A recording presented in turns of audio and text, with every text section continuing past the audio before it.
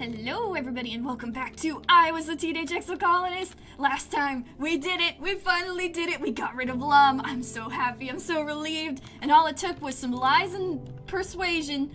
Oh, and now that we're finally done with that, we have one more thing we need to do. We need to try and convince Marz to listen to the Overseer's deal. Because I genuinely don't know if we're going to get a better deal. It might be the only one we get. So we're going to spend the rest of our time doing that. You get a summons to report to command, to Marz's new office. Oh my goodness, girl, you look fire! Look at that hair, that outfit, oh my goodness! You find her reclining in the captain's seat, formerly Governor Lum's chair, idly flipping through notes on her holopalm. Marz waves away the holoscreen and leans back to consider you. Yabby, she smiles, just the rebel I wanted to see. But first, you're not going to lead a mutiny against me, are you? Better stay on your toes! Marz laughs and stands to give you a hug. I would expect nothing less from you, darling. She turns to look out the windows, overlooking the colony. Actually, I called you here because I haven't had a moment to myself since Virtunalia. We knew Lum was a real piece of work, but every day I seem to uncover yet another problem he was letting fester. And the department heads, she huffs, half of them treat me like an interim governor. Good enough to oust Lum, but not enough to stick around and do the actual work governing this colony. They'll come around. They have to, right? I mean, it's freaking... What's the word I'm looking for? She's already met with each one of the colonists. That is way more than Lum ever did. You're right, of course, she sighs. I just wish I knew who I could trust. They're so stuck in their old survival mindset. Just survive until the food runs out or until the animals finally destroy the colony. Just survive until we can vote out Marz. I don't want my time as governor to be just about survival. She gestures you to come look out the windows at the bustle of the colony below. I just wanted to thank you for everything you did to get me here, she says seriously. Far below, you watch a team gearing up to head out on an expedition. There's construction happening on the next phase of residential units. A group of toddlers, the firstborn children on Vertumna, cross the colony square like a herd of Popeye. Everywhere you see the bustle of a thriving, healthy colony. It's all mine now, she says. Instead of sounding boastful, she seems almost scared of the prospect. She takes your hand without turning to look at you, her eyes still trained on her kingdom. Can I trust you to help me? She asks. I need people around me who believe in me, but will still tell me if I'm making the wrong choice. You can count on me. She squeezes your hand. Thank you, Yabby, she says. I'm glad I have you. You and Marz watch the colony a little while longer, until Marz's holopalm buzzes and she sighs. Well, duty calls, she says. Thank you again for all your help, she adds, as you excuse yourself. You'll always have a friend in high places. I could have been the person in a high place. Maybe we should do that next time. Maybe I should go for governor. Maybe we could also explore other endings next time. I'm just thinking ahead in the future. Because in this one, I went for the special ending because it was the only one there. But maybe in the next one, if an ending pops up, we can go with it and then continue on with the second playthrough. What do you guys think? Let me know. Boop. Oh, you want to talk again? Okay. Yabby, Marz calls out to you sweetly. You know immediately that she wants something from you. I'm so swamped with work lately, she simpers, batting her eyes. She's really laying it on thick. I just have so many memos to draft and speeches to write, and I'm a very busy woman. Would you be a doll and help me out? Oh, administration in command. Before you're able to respond, she pats your cheek fondly. I knew I could count on you, Yabby. I need a right hand, and it just has to be you. She smiles. Besides, who else can I trust to know that I take my blep tea with an extra sugar bug syrup? How? Hey, I'm not an intern. But I do know what I have to do. Overseer's deal to Marz. Marz waves away her reports. Hey, Yabby, what's up? Need something from Governor Marz? Tell her about Sim. You tell Marz about meeting Sim, a gardener, a member of real, actual sentient race sharing the planet with humans. After a second, though, you get the impression Marz isn't surprised at all. You trail off and Marz smiles. Uh-huh, we know, she says. What? Don't look so surprised. Did you think the council thought the animals were coming for us every glow 'cause we smell bad? She giggles at your stunned face. Sorry, I couldn't tell you. Top secret colony business. But to be fair, you didn't tell me you were meeting an alien in secret this whole time. Yeah, and he's my boyfriend. But you're saying you're actually friends with one of those aliens. Boyfriend and girlfriend. She invites you to sit next to her. Honestly, we don't know anything about them except that they'd have to exist. Otherwise, we wouldn't be getting attacked every year. What are they like? Tell me everything. Tell her about the Overseer's offer. Marz listens intently as you outline the overseer's deal. She rubs her forehead. This is huge, Yabby. It might be the only chance for peace with these gardeners that we'll ever have. But how am I supposed to convince people to surrender for something we don't even fully understand? If we can't go anywhere except this valley, how are we ever going to grow as people? In a few generations, our technology is going to break down, and we'll be scratching in the dirt like animals. I mean, the deal isn't the best, but we'll come up with something. Humans always have. Marz sighs and is silent for a long time. You said they'll send someone to negotiate during Glow, she says, finally. Well, I guess we'll be ready. Thanks, Yabby. It better not be Noctilescent or whatever. It should be Sim. Oh, but they said they think Sim needs reprogramming. Maybe they won't send him. They'll probably be like, he is too connected to you, and not just because you guys are dating and super cute together, by the way. And I'll be like, oh, thank you. That's so sweet. I'm glad you realized that we're such a cute couple. Alright, I'm gonna go forage in the valley. I want to see if I can talk to Sim. Maybe I can tell him about it. I will always have nightmares about this place. There were yellow flowers here! Oh, I should have looked here. Oh, I can't talk to Sim. Dang it. Oh well. Just seeing you is fun. Mwah! Mwah. Alright, I've gathered some stuff. Let's go home. Alright. Oh! Rex has called a meeting in all interested partiers, his word, to join him in the unveiling of his bar. Oh, we got the bar! He amassed a huge crowd by this point. Everyone's heard about his mission. Nomi's here, of course, bopping around like they're about to explode with pride. Ladies, gents, and those who defy classification, he begins, winking at Nomi. The time has come for this colony to have what it really needs. A place to party. With that, Rex flips on the house lights. The crowd gasps and blinks around in awe. There's so much to see. It was an ambitious build. There's a stage and a dance floor for live music. There's a bunch of low tables and some cute little booths with red cushions. And of course, there's a bar fully stocked with various liquors. Rex must have been able to coax out of somebody's hobby still. Rex drinks in everyone's reactions, beaming with pride. Well, don't just stand there, he says. Let's get at her. I'm gonna get on the stage and sing. There's a holographic karaoke projector that scrolls lyrics to whatever song is playing. You cue up some old Earth favorites and take turns singing with Nomi. During the day, this place will be a quiet cafe where people can gather with friends or sit and study. At night, Marz is going to lead karaoke nights, and Nomi will make sure the dance floor is always jumping. And I'll be happy that everyone else has a good time here, Rex tells you. It's great to finally have a place purpose-built for fun. Thank you, Yabby, for all your help. Oh, awesome, I got it! I didn't think I'd get the bar. Because you have to give him so much stuff, and I was like, I don't know if I could get all that in time. Well, not so much stuff, but like a bunch of mushwood, and I didn't know if I would be able to get him enough in time. Oh? It's hot and humid inside the Geophonics Bay, making your clothes stick to your skin as you look around for Cal. Eventually you see him, his back turned to you as he lifts bags of fertilizer into a wheelbarrow. You call out to him as you approach, and he turns to you with a beaming smile. Yabby, he greets you. I was hoping I would see you today. You open your mouth to respond, and you hear a quiet crack and a hiss from nearby. Oh, bud, watch out, Cal says, stepping between you and what you realize too late is a humidity sprinkler. Cal laughs as he's blasted by a cloud of mist. For one perfect moment, he looks as if he's been outlined with 1,000 rainbows. Ah, damn, Cal whines, smiling as he shakes out his hair and flips it back with his shoulder. I should have let you take that one, but your clothes would have gotten wet. He stands up straighter as your gaze passes over his body. He's really grown into himself, is the thing. Before your eyes, a droplet of water bravely winds its way from the rise of his chest and down the rippling muscles of his abdomen to where it disappears into the shirt tied around his waist. Cal tilts his head, smiling, his smile turning a little teasing. He flexed his bicep at you. Caught you looking. Two can play at that game. Cal laughs and jokingly covers your eyes as you take off your shirt. You twirl it around your finger and launch it at his face. Ugh, Cal whines, throwing your shirt back at you. Regular people are so sweaty. How do you stand being wet all the time?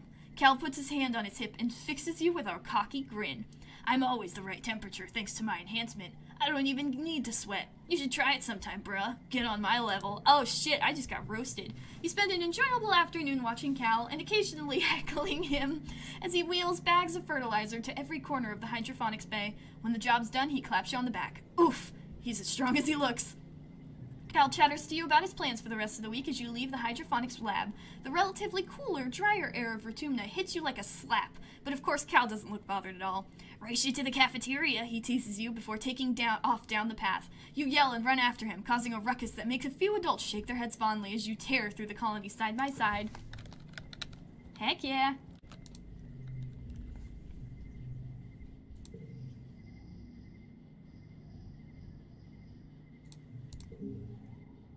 Oh, he likes those! He likes the strange device. Deese's eyes light up when he sees your gift. Whoa, he says, taking them from you with uncharacteristic delight. Is this? Where did you find this? Looks like some kind of alien artifact. It's gotta be. Man, if I knew you liked those, I wouldn't be giving them the freaking vase. Not that I'm giving him any more anyway. I hate that guy. Freaking loser. Loser! Oh, them seems unusually withdrawn today. Yabby, what if... She stops and looks down at the ground. Never mind, actually. I got myself into trouble with him. I can get out of it. I just have to apologize. What was the trouble? Was it just you did something that he doesn't like, and so now you have to struggle through it? Ugh. Hate that guy. Oh?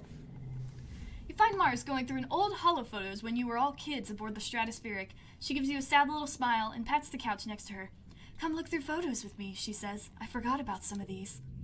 Aww, they were so little. Oh, look, that's when they were friends. Marz brings up a picture of Nem and Cal from when they were probably 4 or 5 years old. They're both stripped down to just their pants and have painted monster faces on their chests and are standing on top of a table in the creche waving swords above their heads. You remember that table being a fort, a pirate ship, a haunted house, and a jungle cave, depending on the day. Look at them, Marz says, smiling. They used to be the best of friends, right? Whenever you saw one, the other was always tagging along behind them. She sighs. It's so weird that they, never talk to each other anymore. I mean, I get it. Anemone got all weird about being a soldier after her brother died, and Cal really doubled down on the whole hippie aesthetic. It's sad that they grew apart. Marz hums non-comedically and goes to the next image.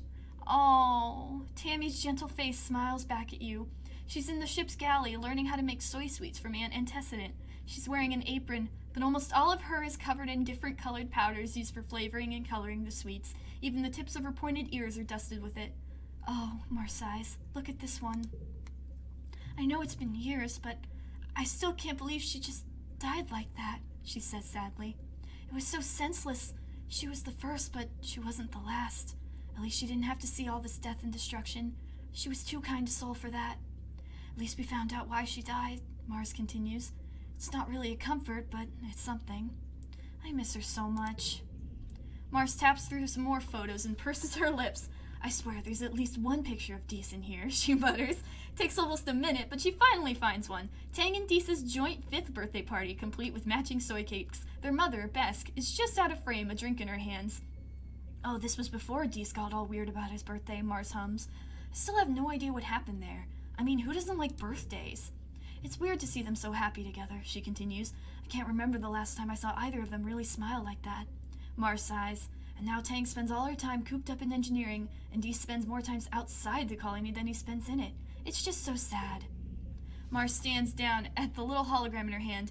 I didn't mean to bully him so much, she admits softly. I thought I was helping him learn how to fit in. Like, toughening him up a little so he didn't cry so much, you know?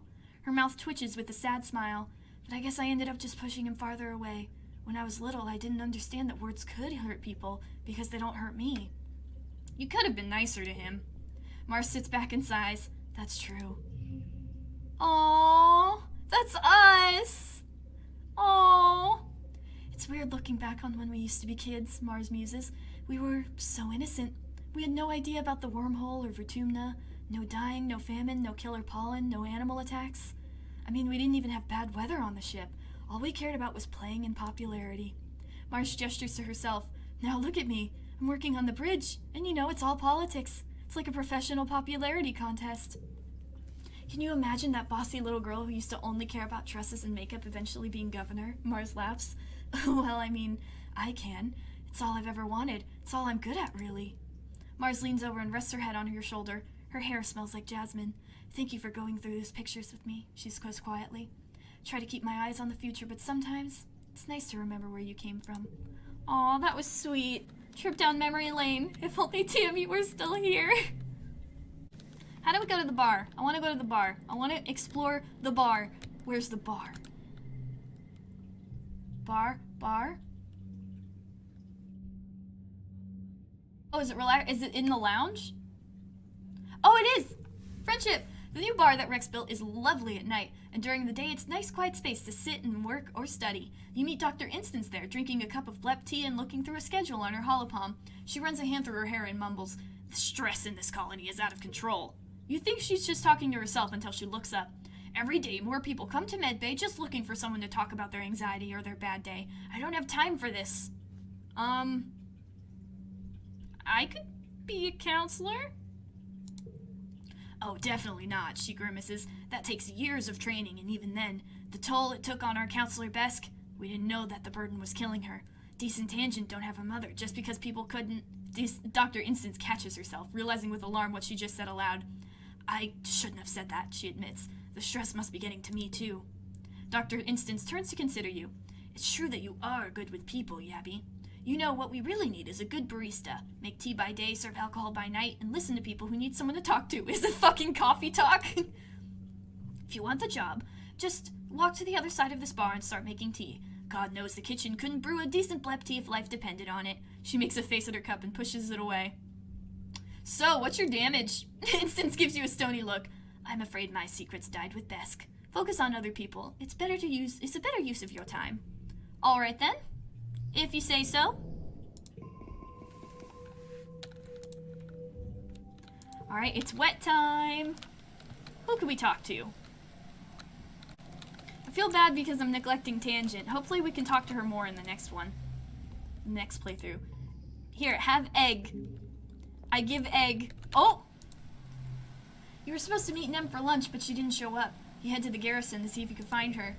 You spot Nem's shock of red hair over by the close-range fighting ring. As you approach, she finishes a flurry of blows with a roundhouse kick that almost knocks the training dummy's head clear off. Kia! Nem roars, echoing off the vaulted ceiling of the garrison. Nem steps back from the ring and pulls up the bottom of her shirt to wipe her face, flashing you with a glimpse of her muscular stomach and the blue-green scaling that dances over her ribcage and down to her hips. Her skin shines with sweat under the harsh lights. You catch her eye and she shoots you a smile, as quick and as bright as the sun glinting off the metal roof before it disappears behind her usual bleak expression.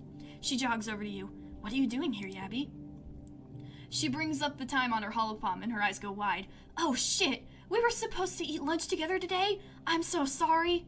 It's okay, you were busy. Yeah, but that's no excuse, Nem replies seriously. I should have been more aware.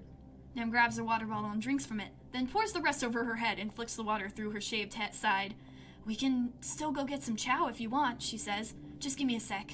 Nem pulls on an oversized sports ball sweater over her workout clothes, her thumbs popping through the holes of the worn into the cuffs. The lettering on the back reads kombucha. Aww. As you exit the garrison, you're stopped by a few of the other soldiers who all seem to want to give Nem a high five or tell her about their days. Even though she's clearly exhausted, she mutters up a few heartening words for each of them. They all know I'm dating Vase, she says apologetically when you finally emerge into the sunlight. It's weird. All of a sudden, I'm like a hero to them, and I haven't even done anything yet. I train every day, though. Probably like 6 or 8 hours, she says, rubbing at her shoulder and stretching it as she walks. It feels good to work hard. Like, it just wipes out all the bad thoughts, anything that's bothering me. She makes an exploding motion with one hand. It just goes away. Poof. Can't afford to lose my focus, Nem says solemnly. I can't let myself get distracted. If I do that and someone dies because of it, null it, man, she says, shaking her head. The thought of it, it keeps me up at night. Sometimes I just get up and run around the colony until I'm too tired to stand. No one else is gonna die on my watch. That's what I said, Nem, but a lot of people did. You understand, right? She asks, turning to you. You work harder than anyone. How do you do it? What are you fighting for, Yabby? Because there's no other choice? For the futures of the colony. Nem nods in agreement. Me too, she says. When it comes down to it, that's all that matters. I suppose. I just wish you'd stop hanging out with Vase.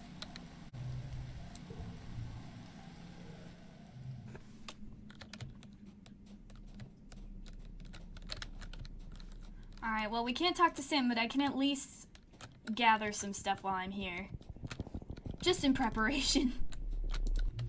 It's gonna be Glow soon, and who the hell knows what's gonna happen after that.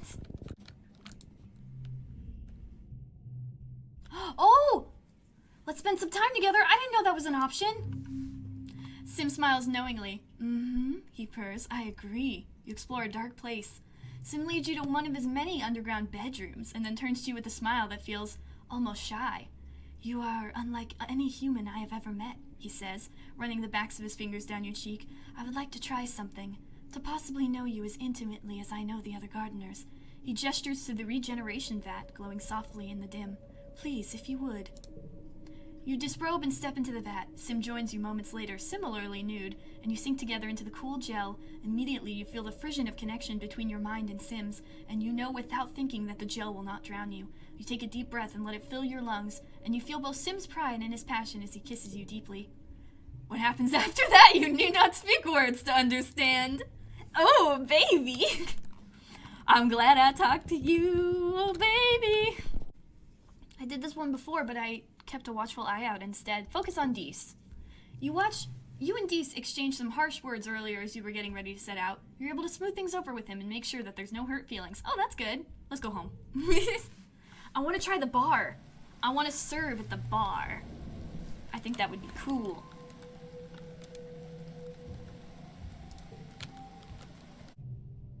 Work in the cafe.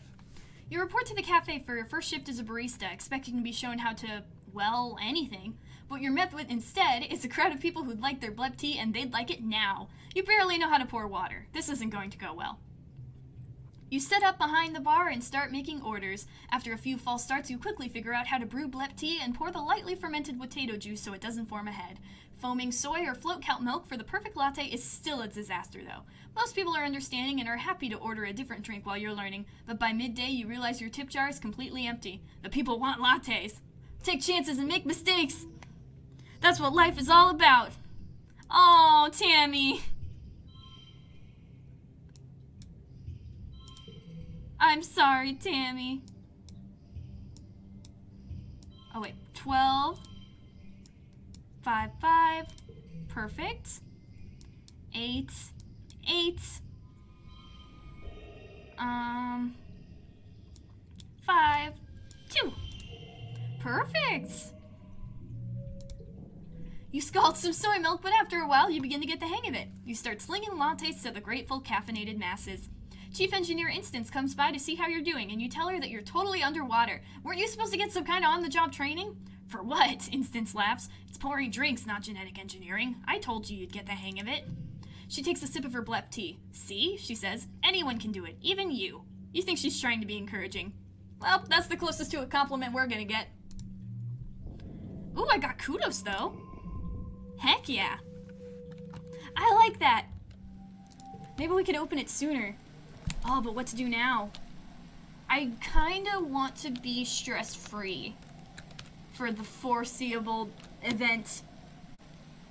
I'm gonna relax. And we're gonna relax where we haven't in a while. We're gonna relax with Dees. Dees gives you a short nod as you climb up onto the walls and take your place nearby. He's good company, if you're looking for the kind of company that leaves you alone and doesn't bother you very much. He's looking for the same. You're a good match for each other in that way. Aw, yeah. I have 2 blep tea things now, I think. Alright, it's glow. This is our very last glow. What is this all gonna be? Honestly, I'm not really sure what to do, because who knows what the heck's gonna happen next. So, I think I'm just gonna do the cafe again. I want to see a little bit more of it before this series ends, and then we're gonna have to build it again. Cafe! Oh, it's Rex! Oh, Rex, what's the matter? Rex stumbles in just as the workday is about to start, bleary-eyed and hair all rumpled to one side. You ask him, what'll it be? And he makes a long, tired noise. Surprise me, he mutters, but nothing too stiff. I have to drive the hover loader in an hour. You make him a blep latte with float cow milk. It has milk in it. That's like breakfast, right? What flourish do you draw in there? Let's get a portrait of Rex. Whoa, Rex exclaims when he sees your art. This is great. Have you been practicing? He gives you a big tip. Well, a medium tip anyway. Rex doesn't have a lot of kudos. He spends them all on impressing Marz. Rex stays for a while to enjoy his latte, even though it makes him late for work. Ah, he sighs. I'm glad this place is finally done. The colony really needed a place that was just made for relaxing in, right? He's right. Oh, look at the little Rex. That's so cute. You admire Rex's handiwork, and he admires your latte brewing. Nice. At least we got to do that one more time before we had to stop. Nice. +1 empathy. Alright, good. Alright, what's gonna happen next? There's that 100 thing. I could have used that with Seek. Oh god. It's the end. This is gonna decide everything. Knowing the attack is coming, as it always comes in Glow, does nothing to calm your nerves. There's only so long you can handle sheltering in your quarters. As the month draws longer, you find yourself almost compulsively walking the walls when you're not working, scanning the tree line for the first sign of trouble. You're there when you see them, dark on dark shapes coming out of the forest, perfectly silent. No, don't attack, don't attack! You watch the lookouts as more and more figures amass at the forest edge. Minutes pass as the horde pushes into the firebreak, numbering at least, it must have been in the thousands, more animals than you've ever seen in one place. The ground is choked with the teeming carpet of smaller creatures darting in and among the legs of... No. Oh no. The forest bends as two faceless emerge from its depths, followed by two more. The mood on the walls is discouraged. One faceless destroyed your colony. Two faceless required a responsible number of explosives to take down. How are you supposed to handle 3? Wait, there's even more? A familiar being cuts through the horde and stands to the front like a general leading an army. Oh, why did it have to be you? Gardeners must come in all shapes and sizes, but you know this one from the hatred in their eyes. It's not too lessened. Not too lessened steps forward. For millennia, I have been tasked with keeping this planet safe from invasive species. Extreme weather, plague, famine, the migration of predators, all tactics I have used to ensure an invasive species cannot find a foothold where they do not belong. Their command of the human language has vastly improved since you saw them last. The gardeners learn quickly. Controlling you by indirect means has proven ineffective, they say, glaring up at the row of horrified colonists atop the walls. I can no longer ignore the destruction you have caused and the threat you represent to the planetary ecosystem. However, Sim steps out of the tree line and stands behind Noctilescent. His eyes find yours unerringly across the firebreak.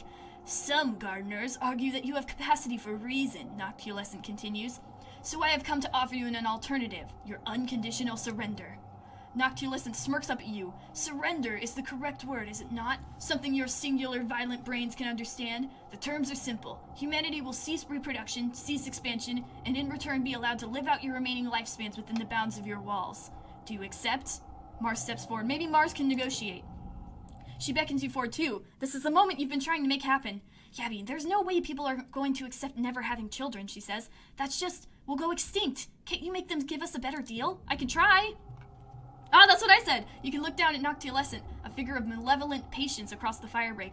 This might be the only chance you get, but you can try!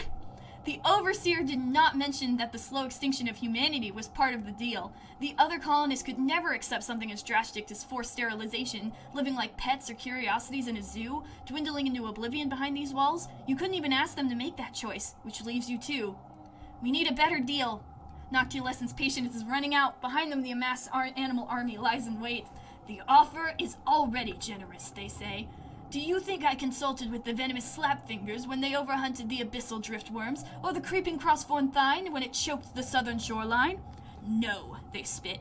I did what was needed to restore balance, as my gardener directive entails. Sim lays a hand on Noctilescent's arms. The humans can be reasoned with, he says firmly. Just hear them out, please. He turns to you. What do you propose, Yabby? I got you, boy. I love you, Sim. We got this. I've been gathering stuff. I have a lot of stuff. Well, maybe not a lot, but it's stuff. 99. Okay. 7, 6, 5, and then... Okay, those are all... Nice, and it's a straight? That's really good. That's really good. Alright, let's see. 5, 5, 4... Oh, wait, there's another 5. 5, 5, 4. And let's see, what do I have more of? Okay. No, wait! That was a waste. 6, 6, 6, 4... Ah, fuck it, why not? 5. Okay, we shouldn't need one for this one. 8, 8, 4, 4, 3. We did it! Okay, is there another one? Oh no! You are well spoken for a pest, Noctilescent concedes. However, is humanity even capable of considering the survival of all creatures over their own, even if it means accepting limitations? Of course we are! I'm in too deep. I gotta keep going. 99. 9. 7. 5. Okay, that's not bad. That's not bad. Let's see. 6. 4. Oh, wait. Yeah, that would be better. Okay, 6. Oh. 4. 4. That's still pretty good. What if I save this? I can save it, right? It'll stay? Wait, what if I just put it there? Oh, yeah. 3. And then let's make sure that, let's use that. And 12. Not you, Vase, you ruin everything. 4, 4, 3, 1. Nope. 1. No.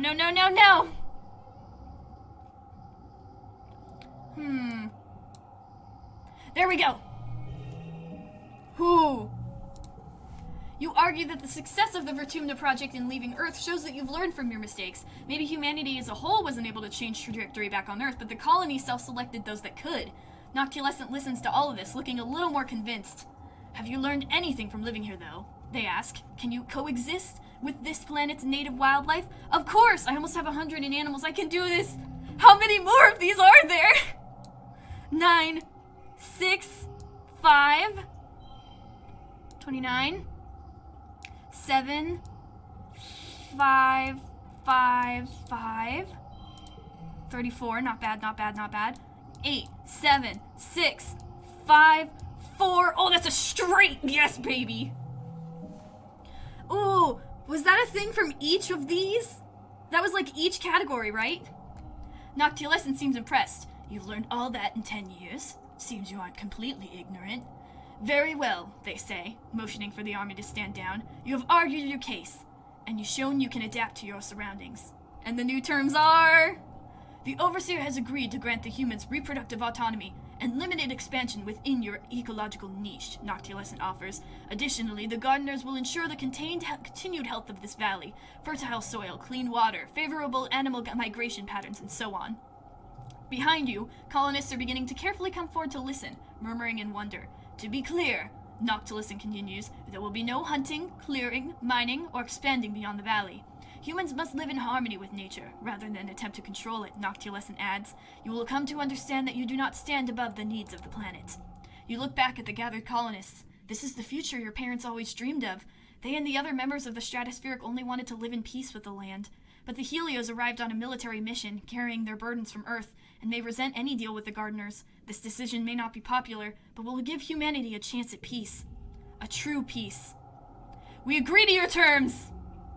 The animals surrounding the colony begin to filter back into the trees, disappearing into the gloom of the late glow wilderness. Your knees buckle. You feel like you could sleep for a week. All around you, you hear people crying, in relief, maybe, or fear. Tears pour down your face, unbidden, as the colony comes out to clamor around you. Many are smiling. Some look numb and scared. Some look angry. It hasn't sunk in yet, even as you're hoisted onto someone's shoulders and paraded back into the colony. You did it. You won! The party continues well into the night, and for a few days after that as well, until the sun rises above the horizon once again. It begins to set in that the colony will never again see another monster attack, or famine, or plague. Most people think this sounds pretty good. Others are soundly overruled, for now.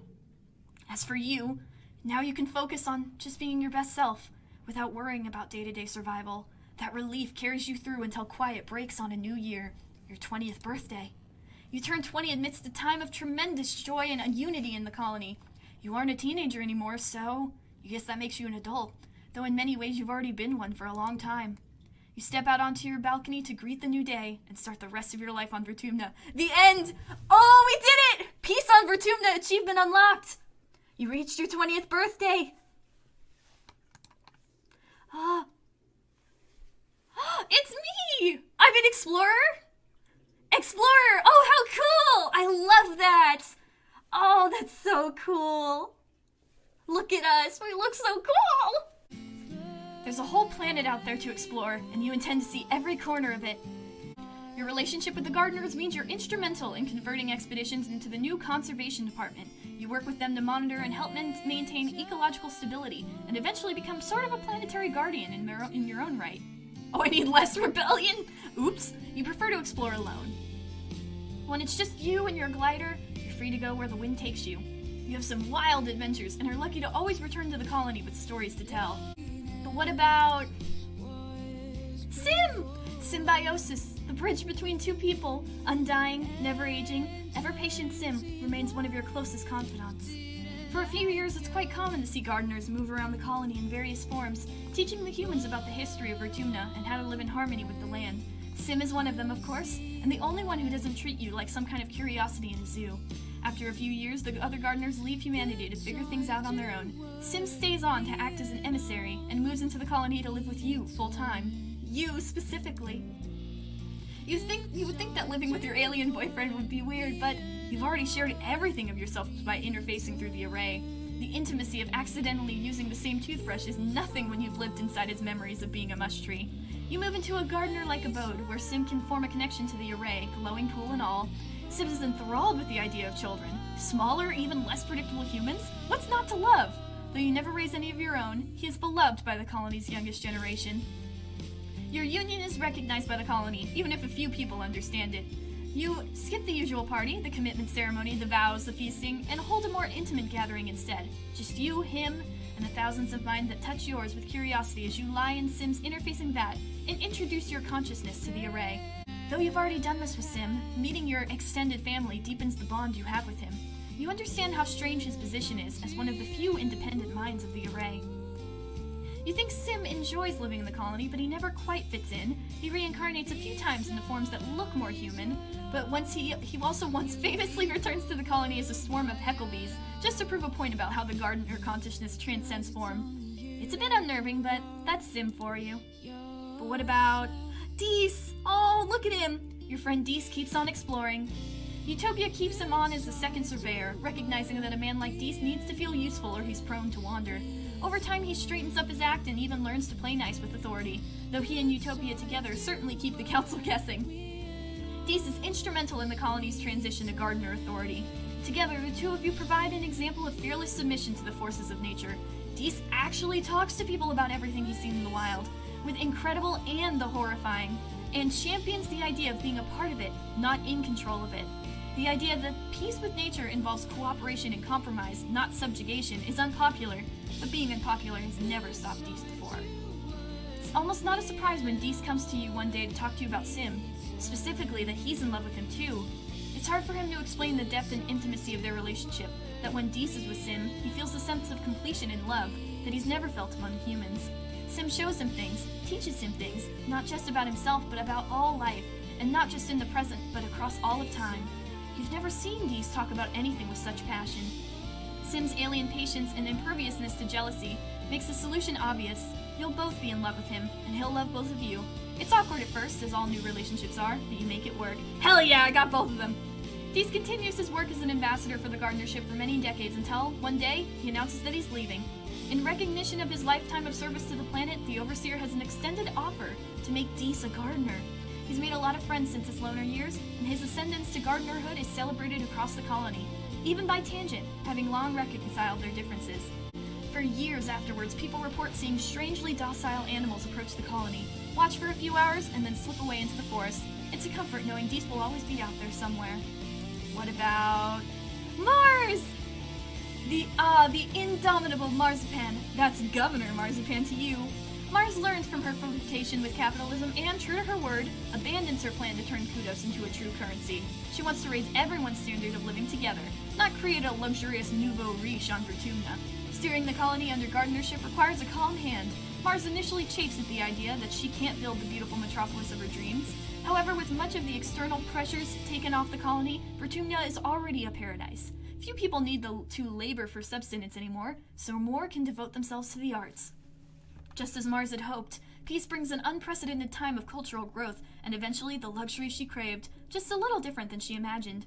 As for her love life, Marz is never really one to settle down for the long term. She enjoys a string of lovers. Tangent, Utopia, Rex again, a number of people from the Heliopods. Everybody wants her. Nobody can cage her. She does eventually have one child, just for the novelty. She enjoys being the center of attention while carrying a surrogate pregnancy, but enjoys being the child's wealthy, generous Auntie Marzipan even more. Marz remains surrounded by as much luxury as one could expect on an exoplanet, and though she complains about wanting more, she never seems anything less than happy about her life. What about Cal? Your friend Cal grew up, but he never lost his boyish charm. Thanks to the gardeners enticing nearby plants to grow heavy with fruit and nuts for the colony, Cal gets to do what he loves, getting dirty and growing things for fun. He never has to deal with the burdens of providing for the colony as your parents did. The planet provides everything you need. He has a string of intense romantic relationships and eventually settles down with one of the gardeners who grew up on the heliopause before transferring to the geophonics. She's as dependable and as friendly as he is. Though you get to know her on your weekly family dinners, you're often reminded of an enemy by the way she teases him. They have a tidy little sum of children, and that's the one tidy thing about them. Their children grow up digging in the dirt, eating bugs, nearly getting mauled by farm equipment, and having a great time being kids. Cal dotes on every one of them. Cal himself becomes an example for other colonists, becoming somewhat of a spiritual leader for those who have accepted their role under the gardeners. He lives a long and happy life, ages gracefully, and outlives you. But what about Anemone? Strong and true, Nem sticks by your side, one of your most trusted friends. She may be friendly towards all, but few people really know her like you do. No one's quite sure whether to believe Noctulescent could really cease his attacks during Glow, but as the years pass and the colony breathes a collective sigh of relief, the garrison's resources eventually get siphoned away into other departments. Nem is downsized, becoming a reservist instead of staying on the much smaller standing army that remains. One of her last acts before she retires is dismantling the walls she helped defend. She goes back to playing sports ball and finds her joy again, running teams for children just like her brother did. Little Nougat grows up idolizing Nem just like you both idolize Calm. However, as the years pass, you see cracks form in Nem's happy household. Face's overbearing nature really leaps out when he has her trapped with 3 kids under their roof, insisting that he doesn't want his kids to be raised in some hippie crush like Nem was. Eventually, their relationship takes a turn for the worse. Oh no! Nem shows her physical wounds on her skin, but it's harder to see the emotional ones. When she flees to your quarters late one night with bruises, you welcome her in and give her all the support you wished you could have given her all those long years she couldn't see. Oh, can we stop that? I want to. Hopefully we can get her out of Vase's thumb. Nem lives a long and happy life, becoming something of a cool aunt figure to everyone who crosses her sports ball pitch. Who next? Your parents never got to see the colony through, but you live on in their stead. He'll always be with you, in the ground you walk on, in the trees that give you shade, in the cycle of life that sustains you. Your hop-eye is a good companion, but you're no replacement for its own species. When a herd of hop-eye roam close enough to the colony, you release it back into the wild. A few years later, you're greeted one morning by a whole litter of hop-eye kittens outside of your door, and Hop-Pop proudly showing off their family. Aw, Hop-Pop! Your Ricky grows from the size of a small dog to the size of a bear, becoming more and more unwieldy and more terrifying to small children. Before the council can force you to do anything about your arachnid octopus friend, Galaxy just disappears. You look everywhere in the colony for it, but your answer comes from outside the wall, a new Fricky nursery tree. Soon the colony is a host to many curious Fricky pups who call your galaxy home. Aww. And in my later years, the days turn to months, eventually becoming years, then decades. Before you know it, you're old. You live in harmony with nature. Living under the gardeners, lovingly tended like any other species in their garden, is like a paradise. The trees are heavy with fruit, the weather is mild, and the colony is unbothered by the larger xenofauna that once menaced the colony. You even see faceless ones sometimes, sitting in clearings like inert sentinels, their broad mossy bodies home to clusters of small animals. Over the years, a few dissenting groups refuse to believe that the entire planet is off limits to humans. In the spirit of human expansion, they break off from the colony in search of somewhere outside of gardener influence. Some return, chastised, but others never do, pruned, just like any invasive weed. The surveyors work exhaustively to map the boundaries of the human territory, and the scientists and engineers work on countless simulations to test its carrying capacity. Within a few years, you have concrete numbers about how many humans can live comfortably while still maintaining equilibrium with the planet.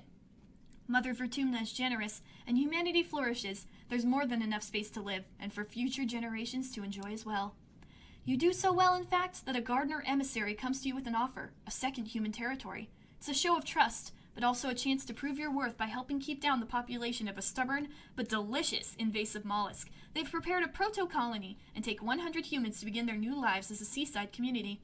You're sad to see them go, but it's a great sign for the future of humanity on Vertumna. Vertumna is your home now, and you've made it a good one. You die at a ripe old age, surrounded by loved ones. In the moment of your death, as your brain cells fizzle out one by one, and you shut down forever, a vision swim in your mind's eye. It's you again! Is that a person? They seem so familiar. You feel like you know them so well. Oh, it's you! Only ancient. Their arms are covered with so many databands, so many lifetimes of knowledge. The ancient you speaks without moving their mouth, not in words, but in something like pictures. Still, you understand. They greet you with love that you can feel suffused through your soul. You did well, they say. It's not easy to make someone put aside their ego and surrender to a greater power. Humans have tried before, and it hasn't always been pretty. Their hand rests on your shoulder. I hope you can manage to do it again, because you're not done yet. Oh, I lived my best life. There was a girl. We were young together. Tammy, with cotton candy hair. Such a shame to see a life snuffed out so young.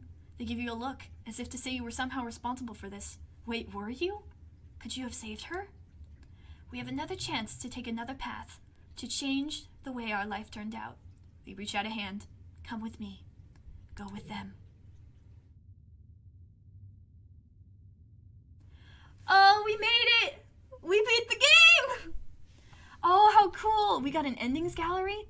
Oh, Explorer, Transcended Time. There's so many endings. Goodness. I wonder what we can do. Wait, what if I click on it? Oh, how cool. I love that picture. Oh man, that was so much fun. That was such a good end to a good playthrough. I hope you guys all enjoyed it because I very much did. But now that we're talking, I have a sticky note here. I have kept it since the beginning of after Tammy. We have these people to try and save. Tammy, Tonin, Hal, Mom, Uticott, Dad. I don't think anyone died after that. I'm not sure. I don't think anyone did. I think people could have, but we stopped the bomb. And I don't know if we can save Calm. It seems like that might not be possible. There wasn't really a prompt to help him. But maybe that would be nice. Other than that, I don't know what ending I want to go for. I don't know what other endings there are. We've explored. I do want to explore again. Maybe we could go for Governor, though. And also, I want to help Nem.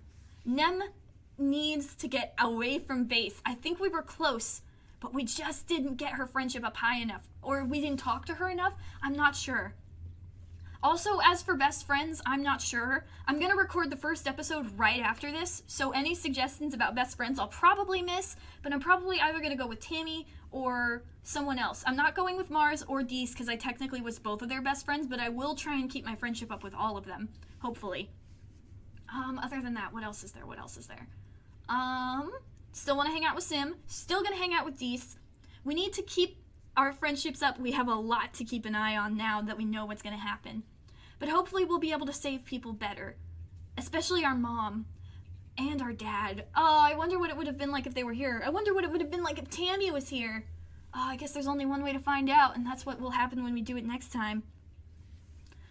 Oh, goodness. I'm so excited for the next playthrough.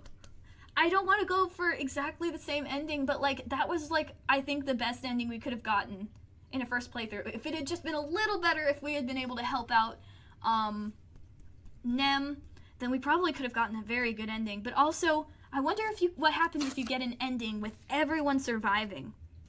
Is there anything different about that? I don't know, because we got peace on Vertumna. We got that achievement. But I don't know what else could happen. I guess we'll have to find out. All I know is, at the beginning, I'm going to try and keep my, skills well-rounded. I still want to get high perception. If I could get 100% perception, I will. Because that freaking skill that just lets you freaking, what am I saying? I'm just saying freaking a lot. That skill that lets you just go around the event prompts is really, really good. And besides, we're going to need to explore anyway to get food and to find the cure if we still need to do that. I think we don't need to, but I'm not sure. But first order of business, we're going to build up some of our skills and we're going to save Tammy. Tammy is where it started. She was the first death, so we need to help her first. I'm going to go back to my old video before I start recording. I'm going to figure out exactly when she died, what year, and what month, and then I'm going to be ready. I'm not going to lose her again. Not this time. Especially because she deserves to live. I wonder what she would have done if the colony had still been working, if it had been her. Like, if she was here, what would she have done? Would she have been working in the kitchens with Intestinate? I think that's probably what she would have done. But I don't know. Oh, man. Oh, and Dees and Sim, it looks like we didn't technically romance Dees because he was more interested in symbiosis than he was in us. So I'm a little sad about that, but maybe one time I'll romance him on my own. I wish I could have been a beta tester for this game. But then I wouldn't have been able to record it. And I'm having a lot of fun with that, and it looks like you guys are too. And as for Cal, maybe I could be best friends with Cal. I'm not sure. Maybe I'll flip a coin or something. Either way, I still had so much fun with this. This was a blast. Hopefully we'll also be able to get more people on the menu. That would be very fun. We need more people on our menu. It's kind of empty right now. So we'll also work on that too. But all of that will wait for next time. We're going to keep the same schedule. Every 2 days there's going to be a new video. But I'll probably put these in 2 different playlists, and then I'll, like, just so each, each playthrough isn't muddled together, because you know how YouTube recommended could be sometimes. So I'll do, like, 2 separate playthroughs and then a full playlist, or 2 separate playlists and a full playlist. But that's stuff to worry about later. For now, I'm going to say thank you guys for watching. If you enjoyed, please consider subscribing. Check out my channel and subscribe if you enjoy. We will be starting playthrough 2 very, very soon. And until then, have a good day.